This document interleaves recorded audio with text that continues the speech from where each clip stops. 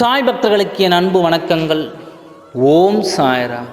என் அன்பு குழந்தையே, வாழ்க்கையே பிரச்சனை பிரச்சனை என்று பிரச்சனையே நினைத்து கொண்டு இருந்தால் உனக்கு வரும் நன்மைகளை பற்றி நீ யோசிப்பதும் கூட இல்லை. எப்பொழுதும் ஒரு பிரச்சனையை நினைத்து கொண்டிருந்தால் மற்றவை உன்னால் கவனம் செலுத்த முடியாது. அதனால் அதனை விட்டு நீ உன்னுடைய வேலையை கவனம் செலுத்த வேண்டும்.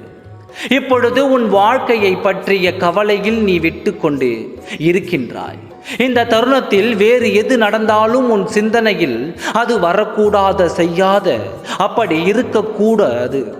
என் குழந்தையே, உன்னை சுற்றி என்ன நடக்கிறது என்பதையும் நீ அறிந்து கொண்டால்தான் உன் மனதில் இருக்கும் வேதனை குறைய ஒரு வாய்ப்பாக இருக்கும்.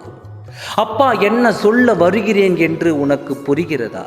இப்பொழுது உன் மனதில் உன் துணையின் மீது அன்பு வைத்து எப்பொழுது வாழ்வில் இணைவோம் என்று நீ ஏங்கிக் கொண்டு இருக்கும் தருணத்தில் உனக்கு ஒரு இனிப்பான செய்தியை நான் சொல்ல வந்தேன்.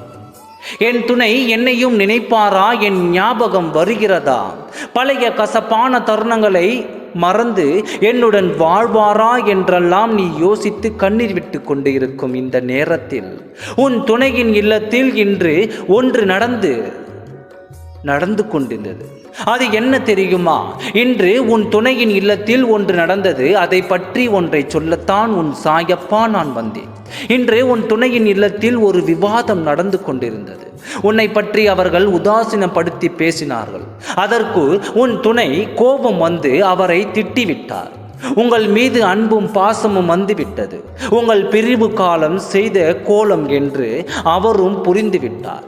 இனி ஒன்றாக சேர்ந்தால் நாம் வாழ்க்கை மகிழ்ச்சியாகத்தான் இருக்கும் என்ற உண்மையும் அவர் புரிந்து கொண்டார். இன்று உன் வாழ்க்கையில் எந்த நிகழ்வு நடந்திருக்கிறது என்று உனக்கு புரிகிறதா குழந்தையே?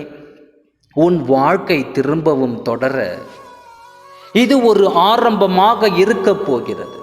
அவர் பேசும் பொழுது உன் சாயப்பாவிற்கு மிகவும் மகிழ்ச்சியாக இருந்தது. அதை உன்னிடம் சொல்லி உன்னை புன்னகைக்க வைக்க வேண்டும் என்று சொல்லி உன்னை ஒரே நோக்கத்தில் தான் உன்னிடம் ஓடோடி வந்தேன். என் அன்பு குழந்தையே, உன் சாயப்பாவிற்கு உன்னுடைய எதிர்காலம் தெரியும். அதில் நீ மகிழ்ச்சியாக வாழ்வாய் என்று நான் சொல்லி இருக்கிறேன் அல்லவா? அதனால் நீ எதை பற்றியும் கவலைப்படாமல் நிம்மதியாக இருக்க பழகு. என் வாழ்க்கை திரும்பவும் ஒன்று சேருமா, இல்லை கனவாகி போய்விடுமா என்று நீ கேட்ட கேள்விக்கு நான் பதில் சொல்லிவிட்டேன். நீ மகிழ்ச்சியோடு காத்திரு. உன்னை தேடி உன் துணை ஓடோடி வருவார். உன் நிழலாய் உன் சாயப்பா என்றும் உன் கூடவே இருப்பேன். ஓம் சாய்ராம். நன்றி, வணக்கம்.